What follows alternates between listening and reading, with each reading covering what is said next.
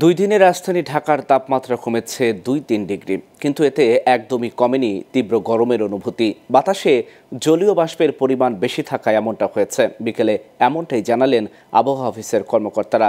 এদিকে অতিরিক্ত তাপ বাড়ায় বাড়ছে অগ্নিকাণ্ডের ঝুঁকি, তাই নগরবাসীকে বাড়তি সতর্কতা মেনে চলতে আহ্বান জানিয়েছে ফায়ার সার্ভিস। শেখ নজরুলের ক্যামেরায় আওলাদ বাবলুর প্রতিবেদন। সপ্তাহ পেরিয়ে গেলেও দেশ জুড়ে বইছে তীব্র তাপদাহ। প্রতিদিনের মতো মঙ্গলবারও এমন পরিস্থিতিতে তাপ কমার তেমন কোনো ভালো খবর নেই আবহাওয়া অফিসে।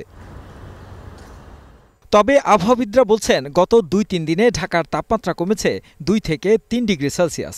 তারপরও নগরবাসী গরম অনুভব করছে ৪২ ডিগ্রি সেলসিয়াসের আশপাশে। কারণ তাপ কমলেও বাতাসে জলীয় বাষ্পের পরিমাণ বেশি থাকায় এমন অসহ্য গরম অনুভব করছে নগরবাসী। সহসা তাপ প্রবাহটা দূর হওয়ার সম্ভাবনা কম। আবহাওয়া অফিস বলছে যে তাপমাত্রা 37.8 ডিগ্রি গতকালকে, কিন্তু আপনার কাছে মনে হতে পারে 40 বা 42 ডিগ্রি।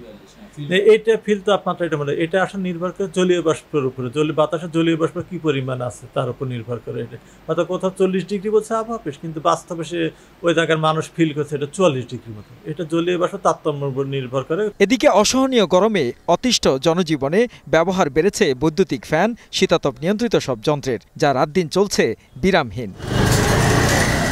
এই বাড়তি তাপমাত্রায় অতিরিক্ত বৈদ্যুতিক যন্ত্রের ব্যবহার, পুরনো ক্যাবেল ওয়ারিং বা ছোট কোনো শর্ট সার্কিটে ঘটতে পারে বড় অগ্নিকাণ্ডের ঘটনা।